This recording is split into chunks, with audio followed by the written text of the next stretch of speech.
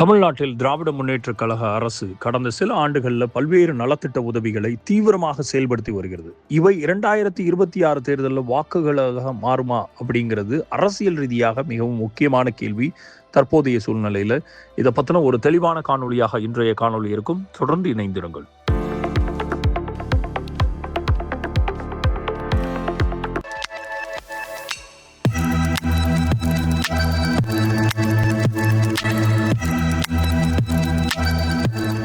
திராவிட முன்னேற்ற கழகத்தின் 5 ஆண்டு கால ஆட்சி நிறைவு பெறவிருக்கக்கூடிய சூழ்நிலையில அவர்கள் ஏற்படுத்தி கொடுத்த பல்வேறு மக்கள் நலம் சார்ந்த திட்டங்கள் திருப்பியும் அவர்களை ஆட்சி கட்டிலில் ஏற்ற போகுதா அப்படிங்கிற அந்த ஒரு கேள்வி மிக முக்கியமானது. இதற்கு திராவிட முன்னேற்ற கழகத்தின் தலைவர்கள் பல்வேறு பிரச்சாரங்களில் முன்வைக்கக்கூடிய மிக முக்கியமான விஷயம் என்னன்னா, அவர்கள் ஏற்படுத்தி கொடுத்திருக்கிற மக்கள் நலம் சார்ந்த திட்டங்கள் தங்களை மீண்டும் ஆட்சிக்கு அமர்த்தும் அப்படிங்கிறது. இதுல மிக முக்கியமாக கலைஞரனுடைய மகளிர் உரிமை தொகை திட்டம்.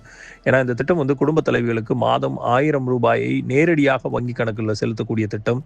அது தற்போதைய அடுத்த ஆட்சி காலத்துல 2000 மாற்றப்படும் அப்படிங்கிற அந்த ஒரு மிகப்பெரிய ஒரு பண உதவி பெண்கள் தலைமையில இருக்கக்கூடிய ஒட்டுமொத்த வாக்கு வங்கிகளையும் திராவிட முன்னேற்ற கழகத்தின் பக்கம் திருப்பும் அப்படிங்கிறதுலையும் மிகப்பெரிய ஒரு தாக்கத்தை ஏற்படுத்தும். கிராமப்புற கீழ்த்தட்டு மக்களிடம் பெரிய ஒரு ஆதரவு கரத்தை ஏற்படுத்தும் அப்படிங்கிறது திராவிட முன்னேற்ற கழகத்தினுடைய மிகப்பெரிய ஒரு எதிர்பார்ப்பு. ஏன்னா இது ஒரு மிகப்பெரிய ஒரு டைரக்ட் கேஷ் பெனிஃபிட் என்பதால் நேரடியாக வாக்கு மாற்றம் என்பது மிகப்பெரிய ஒரு சக்தியாக இந்த திட்டத்திற்கு இருக்குது.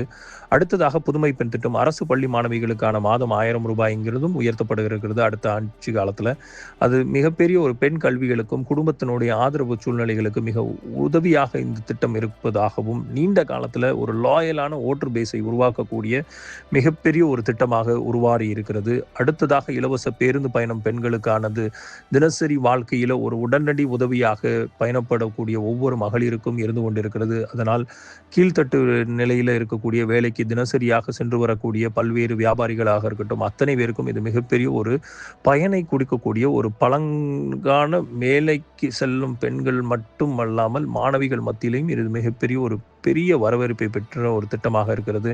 இது தினசரி நினைவூட்டும் திட்டம். அதனால இதுக்கு ரீகால் வேல்யூ மிகப்பெரிய ஒரு பலம் அப்படிங்கிறதும் நம்ம இங்கே கணக்கில் எடுத்துக்கணும். அடுத்ததாக சீஃப் மினிஸ்டருடைய பிரேக்ஃபாஸ்ட் ஸ்கீம், காலை உணவு திட்டம்ங்கிறது அரசு பள்ளி மாணவர்களுக்கான அந்த காலை உணவு அதிகரிக்கப்படுகிறதுக்கு 8ஆம் வகுப்பு வரைக்கும் அடுத்த ஆட்சி காலத்தில் அப்படிங்கிறதும் மிகப்பெரிய ஒரு பெற்றோர்களிடம் ஒரு நல்ல வரவேற்பை பெற்றிருக்கக்கூடிய ஒரு திட்டமாக பார்க்கப்படுகிறது. ஏன்னா இது வெறும் கல்வியை மட்டும் முன்னோக்கி செல்லக்கூடிய ஒரு வாய்ப்பாக அல்லாமல் ஊட்டச்சத்தையும் இரண்டும் சேர்த்து வழங்கக்கூடிய ஒரு மிகப்பெரிய ஒரு திட்டமாக தமிழகம் முழுவதும் ஏற்படுத்தக்கூடிய திட்டம் என்பதால் மக்கள் மத்தியில் அல்லாமல் பெற்றோர் மத்தியிலும் பள்ளி குழந்தைகள் மத்தியிலும் டெய்லி அதற்குரிய ரீகால் வேல்யூ இந்த திட்டத்திற்கும் அதிகம்.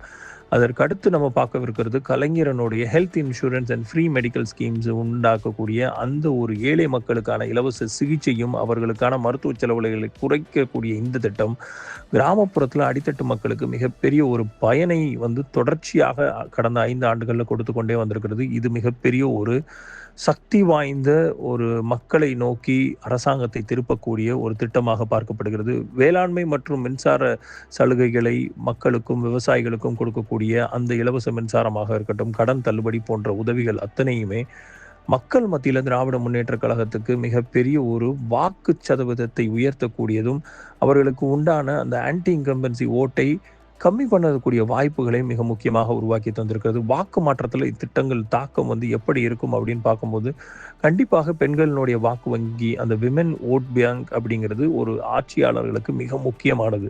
அப்போ டிஎம்கேவினுடைய திட்டங்கள் நேரடியாக பெண்களை டார்கெட் செஞ்சு கொண்டு தான் ஒவ்வொரு திட்டங்களும் வைக்கப்படுகிறது. அப்போ 2026 தேர்தலில் பெண்களுடைய டேர்ன் அரவுண்ட் அதிகமாக இருந்தால் டிஎம்கேக்கு மிகப்பெரிய ஒரு பிளஸ்ஸாக இந்த தேர்தல் அமையும் அப்படிங்கிறதுல எள்ளளவு மாற்று கருத்தே இல்லை. அதே இல்லாமல் மிக முக்கியமாக டைரக்ட் பெனிஃபிட்டாக இருக்கக்கூடிய இந்த அட்வான்டேஜ் ஸ்கீம்ஸ் பணம் சேவை நேரடியாக மக்களுக்கு செல்வதால் மிடில் மேன் அங்கே பாலிட்டிக்ஸ் குறைக்கிறது. ஏன்னா ஒவ்வொரு கட்டத்திலையும் மிடில் மேனாக செயல்படக்கூடிய மேல் அதிகாரத்திலிருந்து வரக்கூடிய ஒரு பண உதவி கீழ் நோக்கி செல்லும் போது அந்த மக்கள் கையில் கிடைக்கிறதுக்குள்ளார கிட்டத்தட்ட ஒரு 2-3 இடங்களில் மிடில் மேனாக உருவாக்கப்பட்டு அதற்கு நிறைய திட்டங்களை நம்ம சொல்லலாம். கிராமப்புறத்தில் இருக்கக்கூடிய ஊரக வேலை வாய்ப்பு திட்டங்களில் கிணறு தோன்றது, குளம் தோன்ற இடங்கள்லாம் டைரெக்டாக அந்த பெனிஃபிட்ஸ் போகாமல் இடையில இருக்கக்கூடிய மிடில் மேன் 100 ரூபாய் 200 ரூபாய் அப்படின்னு எடுத்து அதை கொடுக்கக்கூடிய அந்த சூழ்நிலையில் இந்த திட்டங்கள்ல மிடில் மேனோட பாலிடிக்ஸ் குறைந்திருக்கிறது மிக முக்கியமாக நம் கருத்தில் எடுத்துக்கொள்ளணும். இது எல்லாமே மக்கள் மனசுல இந்த அரசு நமக்கு உதவக்கூடிய அரசு அப்படிங்கிற அந்த ஒரு உணர்வை, அந்த ஒரு ஓனர்ஷிப்பை உருவாக்கி இருக்கிறது திராவிட முன்னேற்ற கழகம் அப்படின்னா நிதர்சனமான உண்மை.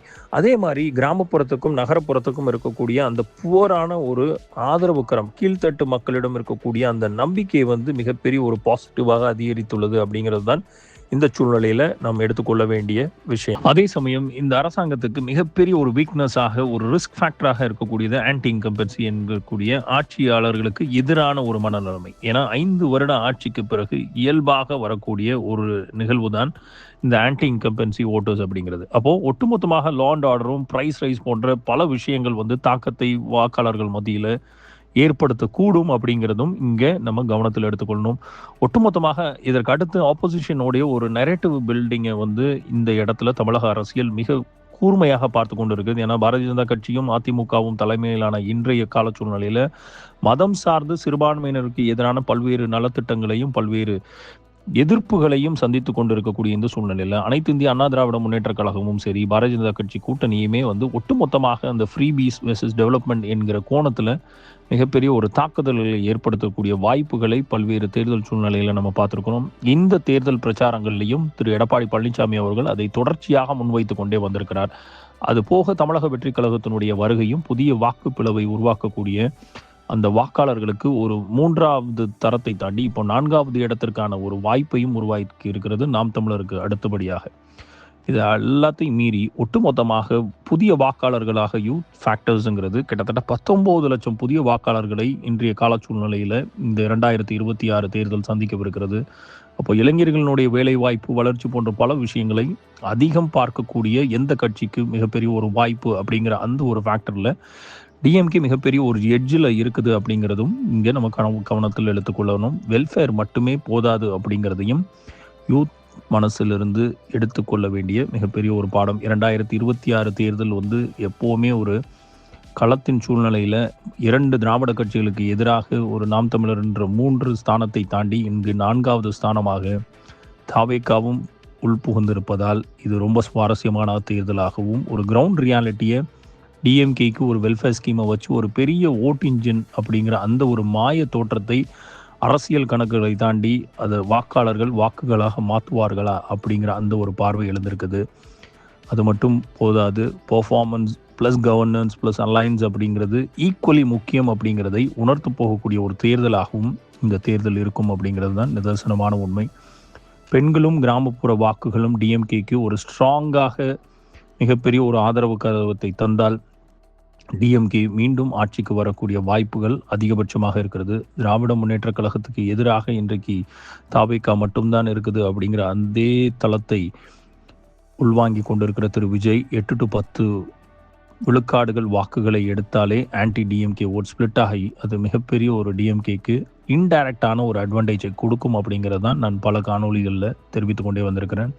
அது போக அனைத்து இந்திய அண்ணா திராவிட முன்னேற்ற கழகமும் பாரதிய ஜனதா கட்சிக்கு உண்டாயிருக்கக்கூடிய அந்த கூட்டணி ஆன்டி இன்கம்பன்சி வேவை போட்டி போட்டு கடுமையாக வாக்குகளை தங்கள் பக்கம் ஈர்க்குமா அப்படிங்கிற அந்த ஒரு ஸ்ட்ராட்டஜியை பில்ட் பண்ணி அதற்குரிய நரேட்டிவை செட் பண்ணி திரு எடப்பாடி பழனிசாமி அவர்கள் பிரச்சார களத்தில் நிற்கிறார். அது என்ன பெரிய ஒரு வித்தியாசத்தை உண்டு பண்ண போகுதுங்கிறத களம் காண வேண்டியது ஏப்ரல் 23. அதற்கான விடையை நாம் தெரிய கொள்ள வேண்டியது மே 4 வரைக்கும் காத்திருக்க வேண்டியது காலச்சூழ்நிலை. டிஎம்கேனுடைய வெல்ஃபேர் ஸ்கீம்ஸ் மட்டுமே எலெக்ஷனை வெற்றி பெற செய்ய உறுதியாக செய்யுமா அப்படிங்கிற அந்த பார்வையில் மிக முக்கியமாக அது ஒரு மிகப்பெரிய ஒரு காரணியாக இருக்கும் அப்படிங்கிறதுல எல்லளவும் சந்தேகம் இல்லை. ஆனால் இது டிஎம்கேக்கு ஒரு சாலிடான ஒரு பேஸையும் ஒரு கேரண்டீடான ஓட் பேங்கையும் உருவாக்கி வைத்துள்ளது அப்படிங்கிறதும் நிதர்சனமான உண்மை. ஸோ டோட்டலாக பார்க்கும்போது 2026 திராவிட முன்னேற்ற கழகத்தினுடைய வெற்றி வாய்ப்பு welfare plus women vote plus weak ஆப்போசிஷனை எல்லாத்தையும் கணக்கில் எடுத்துக்கொண்டோன்னா திராவிட முன்னேற்ற கழகம் மிகப்பெரிய ஒரு எட்ஜில் இருக்குது. அது மிகப்பெரிய ஒரு ஸ்ட்ராங்கான ஆப்போசிஷனையும் ஒரு ஆன்டி இன்கம்பன்ஸையும் எதிர்த்து நிற்கக்கூடிய ஒரு ஸ்ட்ராங்கான ஃபைட்டை உருவாக்கக்கூடிய அந்த தேர்தலில் திராவிட முன்னேற்ற கழகம் வெற்றி வாகை சூட போகுதா அப்படிங்கிறத பொறுத்திருந்து பார்க்க வேண்டிய நாள் மே 4. தொடர்ந்து இணைந்திருங்கள் லீடர்ஸ் சேனலுடன். நன்றி, வணக்கம்.